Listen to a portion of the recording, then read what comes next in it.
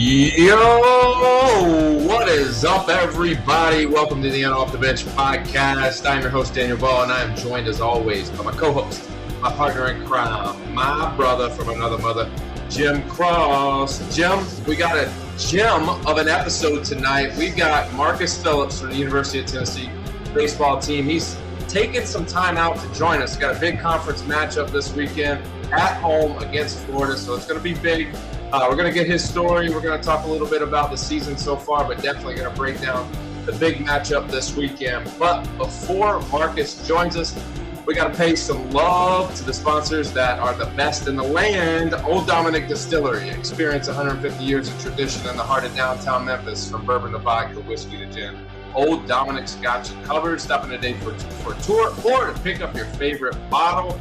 Chinook Cedary, 8 flavors, mild to wild. Go to your favorite gas station, grocery store, convenience store. Go to the snack aisle and pick up the blue bag. Chinook Sea's the best in the game, I promise you. Any flavor you get, you won't be disappointed. And finally, Jesus One Apparel. Take a bold step in your faith by living and embodying the message of John 16:33. Jesus won, and he continues to win each and every day. Jim, it's been a blast so far, and we got to keep the train rolling with the big interview tonight. So help me welcome on to the show with the biggest interview in podcasting this week. University of Tennessee baseball star, Marcus Phillips. Marcus, how we doing tonight? Doing well. How about you? Man, I'm excited. Like I told you, weekend can't get here soon enough. Just got back from the doctor today, 2 weeks removed from surgery. Everything's good, so I'm clear to come to Knoxville. Just can't get myself in any kind of scuffles, Daniel. Can't get myself back hurt, but I want to break the ice before we get into your story. I got to discuss something. I did a poll on social media yesterday, not Twitter, because I hate Twitter. Texted all my friends, texted players, families, and I got the results that I wanted, Marcus. They are trying to push on the SEC Unfiltered that Tennessee LSU is a hated rivalry that's just brewing. And I said, that is absolutely false. I was like, they don't hate each other. They respect each other. I was in Hoover last year. I've been at the games in Knoxville, been at the games in Baton Rouge. I said, hated would be Florida upcoming, Vandy, Bama. And so I ask you as a guy, second year Tennessee, is there hate between Tennessee and LSU? Yeah, this is obviously my second year here. And last year I kind of got welcomed to the SEC with kind of how those rivalries are met. But I wouldn't say that hate's the word to use. There's a lot of respect that goes along with, meeting that team. But there's always competition, no matter who it is in the SEC. So when you're playing them across the field, then you definitely don't like them. I mean, I feel like the reason they're saying that is they're number 1 and number 2, depending on which poll. Everybody's talking about who's the best team, even the best freshman between Levi Clark and Derek Curriel. Like, I think it's just a competitive thing. I don't think it's an actual rivalry, but it's definitely going to be exciting. And we had the LSU closer Casey Evans on the other night, and he was excited for y'all to come to town, not because he was talking about who was going to win, but he knows those two teams. He said Alex Box is going to break their attendance record, and he's excited just to be able to have the chance to pitch out there in front of 14, 15,000 people. Yeah, for sure. All right, Marcus, let's get into it, man. Obviously, a South Dakota guy. What's that like, being from South Dakota? Man, there's not much to it. It's not like super different. Obviously, weather it is, but like, I grew up doing the same things as maybe any other, young athlete, playing basketball in the driveway or playing wiffle ball in the backyard. As far as growing up goes, it wasn't much different, but it's definitely different, like competition wise, coming up and playing ball. Not a lot of, getting seen when it comes to recruiting and stuff. But growing up in South Dakota, I didn't get out much, man. Like I'd never been to Tennessee, Florida, maybe twice. Like I said, I didn't leave the Midwest very often. So, well, what about Mount Rushmore? Have you been there? And how many times? Once or twice. It's on the other side of the state from where I'm from. So I've been there. So it's actually real, because I've never met anybody who's actually been there. I actually feel like it's fictional. I'll be honest, I haven't seen it in person. I just know it's in the state. I've been around Rapid City is the city that it's in. So I've been there, but I've never actually gone to the monument before. So it's not real, Daniel. I'm sticking with it. Clearly, I was going to ask him, like, is it what people say it is? Is it amazing? Is it like breathtaking? But clearly, I hate anytime doesn't Mount move the Rushmore gets needle. brought into anything because I hate just choosing four. So like, as the LSU fan, they're like, who are the four on Mount Rushmore? And like, it feels like no matter what, you have to leave somebody out. And so Right. like, I hate the whole Mount Rushmore thing. I mean, it's a mountain. You should be able to fit more than four. True. But family dynamics, the whole family, from what I can tell, are athletes. So tell me a little bit about your family. Yeah. First of all, I have a brother and a sister, mom and dad, both at home. And I grew up underneath both my siblings. They're both older than me, like 27, 29. And so I grew up competing against them, like playing basketball, like I said, in the driveway, and just kind of always getting into little fights with them here and there. And but definitely a sports family. Grew up watching my brother and sister playing hoops. Brother played college baseball for a while at a junior college and then eventually at NAIA school. But my mom might have played some hoops in high school, but aside from that, it was my dad that kind of mainly brought me into baseball and everything. He played football at the University of Kentucky for 5 years, and then his 6th year there, after a red shirt and a med red, he played baseball and eventually got signed by the Yankees. So he played 5 or 6 years with the Yankees and then coached in pro ball for a number of years as well. Man, was your family always from South Dakota, or that's just where once everything settled with your folks, like that's just where you guys wanted to be? Yeah, my family moved around a little bit before I was born, but my mom is from like small town South Dakota, and then my dad's from Cincinnati. So when my dad was playing independent ball, he had gone up to small town South Dakota to play a game, and had met my mom, who was in college at a small town there at a bar, and that's kind of how their story started. But Nice. I like my it. siblings and my parents had moved around a little bit from Florida to small town South Dakota, Cincinnati, all that. So I mean, if that ain't the epitome of baseball in a nutshell, that's magic right there. Bottle that up and let's sell it to Disney. That's a good story. But growing up, obviously, your dad had a lot of influence on you, being as decorated of a college player and a professional player as he was. But outside of dad, like, who was your favorite athlete growing up? Who did you idolize? That's a good question. I, for some reason, was really into D. Gordon, watching him play baseball, for no reason at all. I kind of liked watching him, and I wasn't a lefty, but I would hop in the lefty batter's box and play wiffle ball like him every once in a while. But him and Javier Baez were two guys that I've watched a lot of highlights on. No particular reason, but just because. Gotcha. So how do you end up at Iowa Western? So, like, walk me through this process. You are a good player. You have the lineage, so I'm sure like people are hearing about you. I mean, in South Dakota, if you can probably play a little bit, you're probably one of the better, I would assume. Well, you were in Iowa by that point, weren't you? No, I mean, the recruiting stuff, it was really slow. I didn't really that stuff didn't really spark up until it's like my junior year. I was going to play high school football, and I decided to. I was practicing that whole summer to play high school football, and I decided not to, so I could play fall baseball, and kind of got looked at a little bit there. But I didn't get any offers until my senior year, and it was only like 2 or 3 of them. So, yeah, I was gonna say, because it was the way the profile lays, Daniel, was confusing. It says number 2 player ranked in the state of Iowa. That's why I was wondering if he moved from. No, that's like a PBR thing.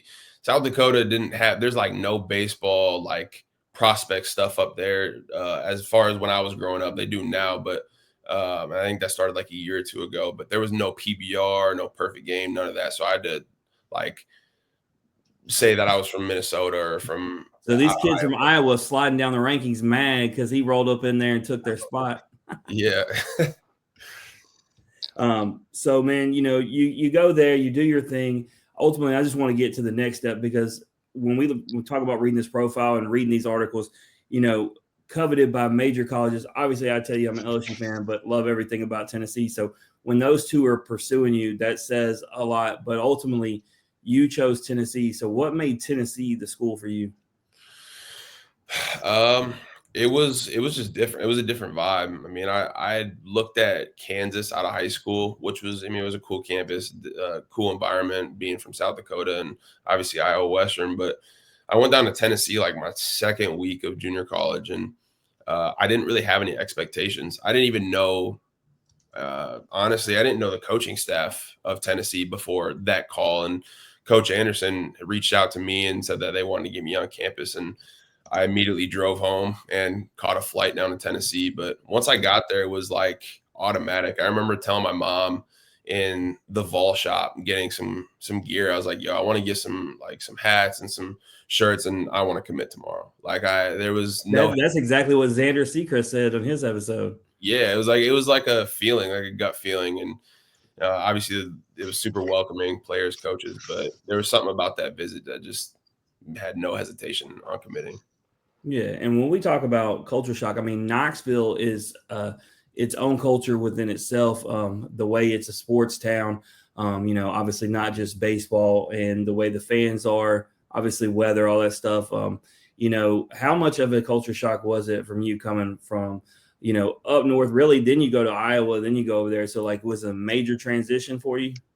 It really was, and I thought I was prepared to come down and be a part of that bigger scene and play in front of bigger environments off rip, but it definitely took some getting used to. And after a few outings, it wasn't anything too crazy, but like I remember coming down and being in those fall games, like, dang, like there's like 6,000 people in the stands. Like I had never seen this before. We had 20 people watching our games in junior college. So it definitely was a culture shock. And being around a lot more diverse people up in Iowa, you get a lot of small town farmer guys, and they were good people, but it was definitely a culture shock when I got down here. I mean, the reality is those numbers you just threw out 7 years ago before Tony V had it rolling, that was how many fans were at those games in Knoxville. Yeah. So, shout out to him in the way that's been built up. But you bring up Frank Anderson, and it's funny, even at this point, I still think he's underrated, which is crazy to say. But we've had so many Tennessee pitchers on that have talked about him. You now see them dealing in the MLB, getting drafted left and right. And so, man, just talk about last year, because you obviously got plenty of opportunities. 19 appearances, you had 3 saves on that elite pitching staff. So you got to take the time when you can get it. But you see clear progression. But talk about just working with Frank and really those other pitchers and being able to progress last year. Yeah, being able to pick the brains of a lot of guys, and even guys that came in like Stamos. I mean, he was at a bunch of different places and moved around the country, but being able to pick his brain, being a part of college baseball for a while was cool. But Coach Anderson like changed everything for me. There was a lot of moving parts when I got down here from my mechanics, and I thought it was all good. But I remember he said to us, like, we're not going to change anything in the first few months. We just want to watch you pitch and see how you compete. And I got in a bullpen, and he sat me down in his office like the next day, and he's like, yeah, we're going to have to change some things. And so we sat down and kind of looked at some video and got right to work. But he changed a lot in my mechanics, and just talking to him and picking his brain in general has been the leading factor in what I've been doing for sure. When you talk about mechanics, like what specifically is he changing? It was just simplifying stuff. Like I said, there was a lot of moving parts. My body was doing a lot of crazy stuff. I mean, if you had seen video of how I was pitching in junior college, it's tough to explain. It looked very different from what it looks like now. And he just kind of taught me how to simplify and use my body in the most efficient way possible. Yeah, because you're in Daniel's will. He's excited now. I mean, national championship pitching coach right there. So he's wanting to know how the mechanics change. You can see his wheels turning.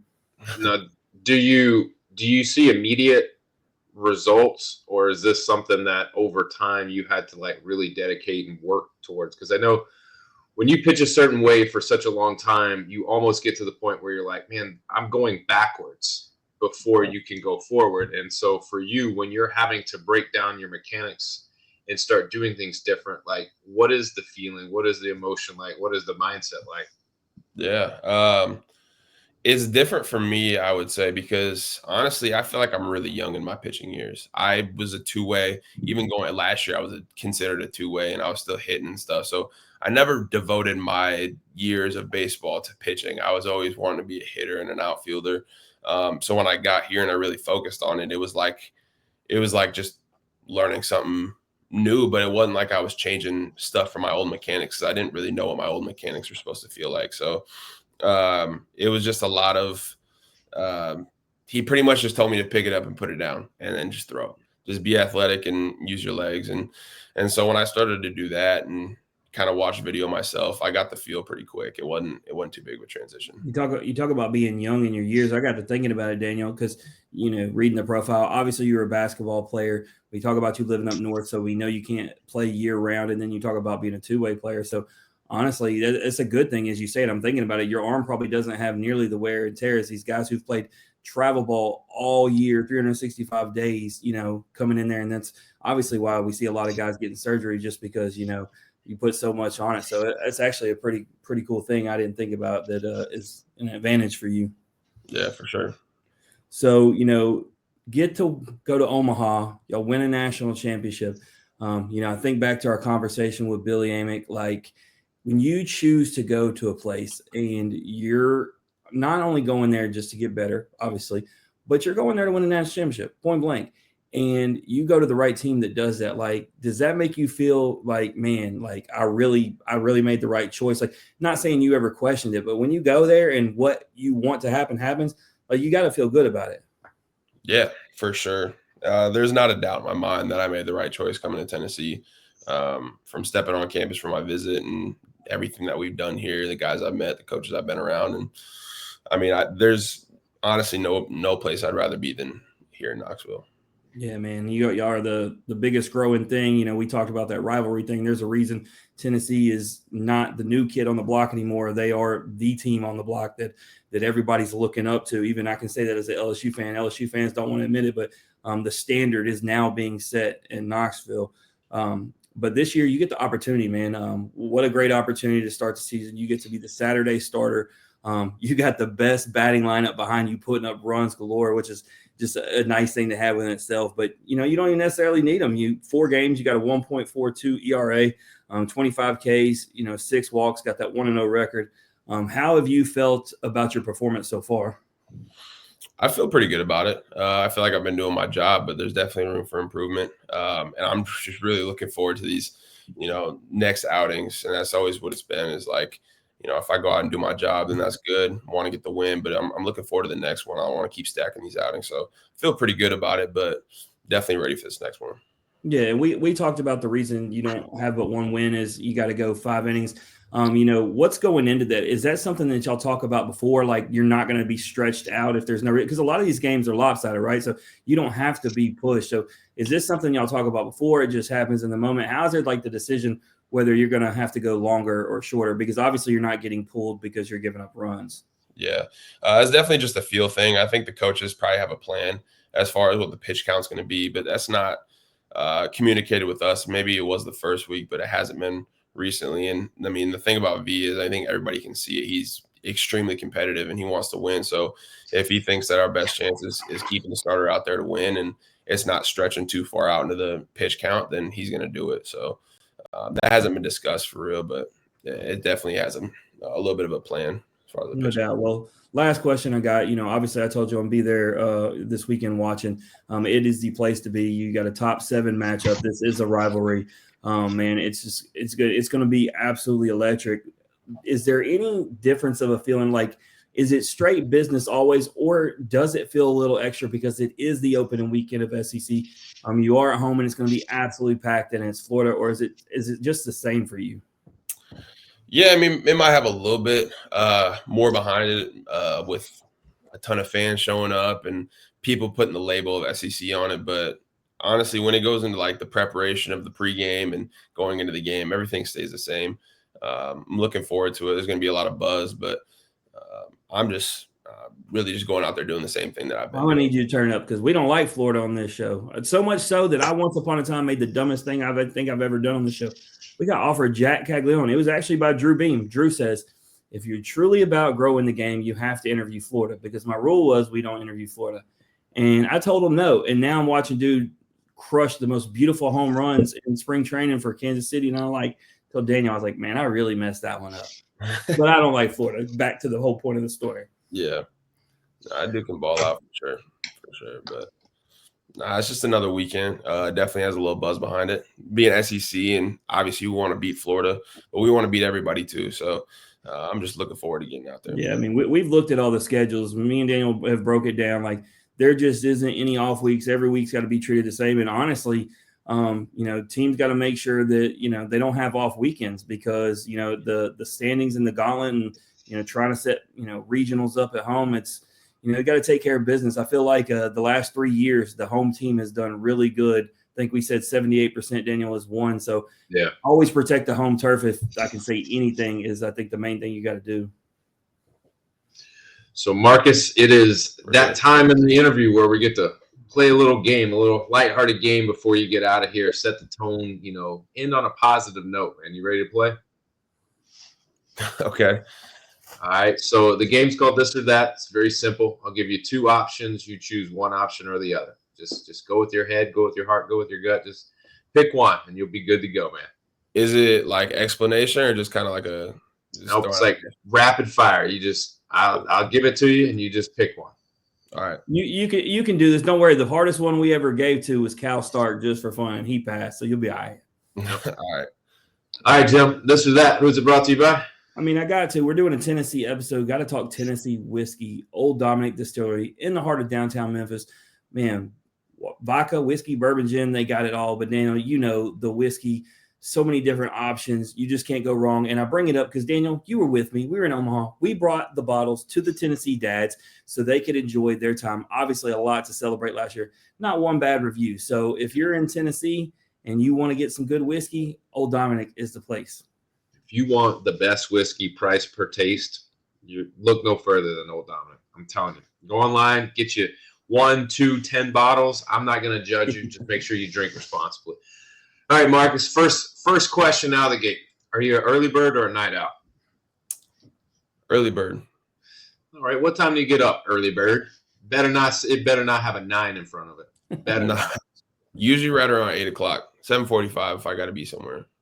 All right. That's for college. For college, I give you that. That's pretty early. All right. Okay. Seeds or gum? That's tough because I do a little bit of both, but I would say probably seeds. All right. Chinook seeds? Yeah, I like them. Yeah, for all sure. Right. Better be. That was a trick question. That was a setup. Loaded question for you. All right. Next question. Would you rather attend the party or host the party? Ooh. I won't tell Coach. All right. Probably attend because I don't want to do the cleanup. I hear that. You know who would be coming to the party, so you definitely don't want to clean up after them fools. That's all right. No money or no internet? Ooh. No internet. No internet. What do you think? No internet is one of the worst things that could ever happen. It'd be tough.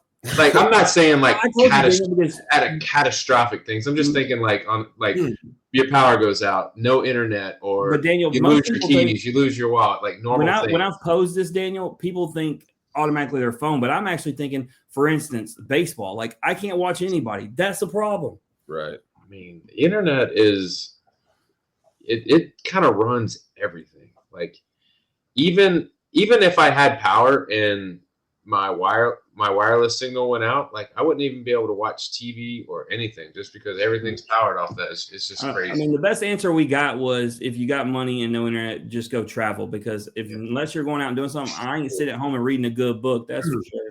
That's true. All right. Uniforms, grays or blacks? I know it's tough. It's tough. When we do this with all the teams, it's easily the hardest one because they're the best two. Yeah. Let's go with the blacks. I like the blacks. Well, let me ask you this, Marcus. So all my LSU friends, there's traditionalists. They don't want a black uniform. How good would some purple and gold look popping off some black? I don't even know. I mean, it looks good. ECU does it, and it looks real good. But they don't want the black uniforms. I'm sitting there looking at what Tennessee's doing, and I'm like, are you kidding me? I mean, you don't have to answer that either. You can just be like, I don't even care what they look like. And then the just Grays, look, I sent you the Uniswag. The Tennessee Grays won the best football uniform of the year. When they came into Death Valley 2 years ago and whipped our tail, they were wearing those uniforms. I couldn't be mad. I was like, not only did they come in here and take care of business, they look good too. I was like, dang. Yeah, them Grays are nice. All right. Would you rather strike somebody out with a fastball or off speed? Fastball. Just blow it by somebody. For sure. You want to blow it by them and have them swing, or would you like? We had one of our last guests say they would rather just blow it by them and just have them look at it and just not even be able to react because they just too much for them. Nah, I'd rather them swing, because then if they swing, it's like, dang, and I didn't hit it too.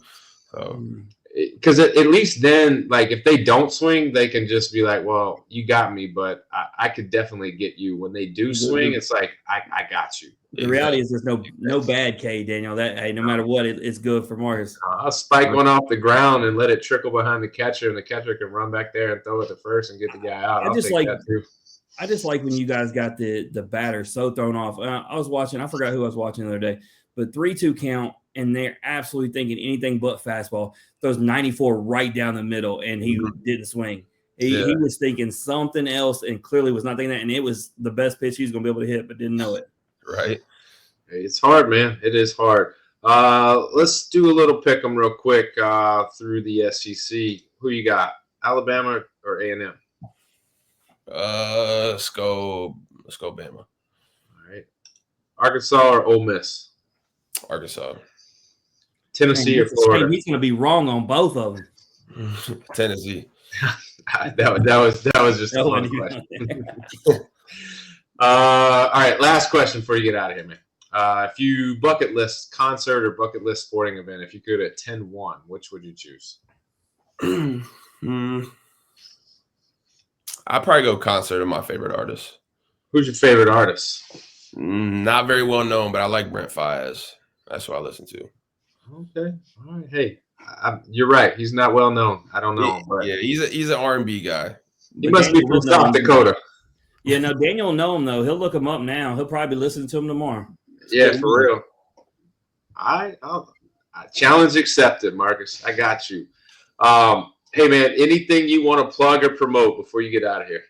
Nah, man. Well, I'll help you out because there's people that want to know how to catch you guys this weekend. Obviously, big conference set up this weekend at Lindsey Nelson on Friday, 6:30 p.m., SEC Plus Network, or you can head to Knoxville and check it out like Jim is. That's Friday, and then Saturday at 6 p.m. You got SEC Network. You're on the TV. I'll be able to tune in and watch without having to go through all the hoops of streaming. And then on Sunday, you guys will play a matinee at 1 o'clock to finish it up on the SEC Network. That's the bad thing about college basketball being in March Madness right now. This would be an ESPN game if it wasn't for the fact that was going on, because top 7 in Knoxville, I'd have to see on TV. Right. Yeah, that Saturday, Sunday is just tough. This is the ones, the next 4 Saturdays and Sundays. But this is a great time to be at a Buffalo Wild Wings or whatever your bar of choice is and have the TV. You have basketball and baseball everywhere. Just living your best life. Yeah. Tell your wife I'll be home next week. Yep. All right, Marcus, man, we're gonna let you roll. We know you got some work to get to, like studying up on Florida, seeing what they got. I mean, he needs to be studying for them grades, man. I'm sure he got schoolwork to do. He's good. He's got this. Yeah. He's ready. He's ready. It's all about Florida. It's all about them Gators coming in. I'm just trying to make sure. We've had too many baseball players say they have study hall. Just trying to keep them out. Not my man Marcus. He's golden, man. He's good. He's on top of the studies. So, Marcus, man, we wish you a happy, safe, successful, injury-free rest of your season, man. Good luck this weekend. Whatever happens, you guys are still in really good shape to contend and repeat as champions. And, whether that happens or not, we'll still bring you back on and we'll recap it and talk about it. But if you need anything from us, man, reach out. Cool. I appreciate it. Absolutely. That's Marcus Phillips, everybody. If you like hearing Marcus's story or you just like hearing us average Joes talk X's and O's, please like, share the podcast on Facebook. Head over to YouTube, click like, click subscribe, click notifications. That way you're one of the first to know when new content is dropped. And we're dropping it like it's hot every single day. Tomorrow, we got Ole Miss star Connor Spencer. He's going to join us. But until then, as always, remember, strong body, sharp minds, grit and grind all the time. We are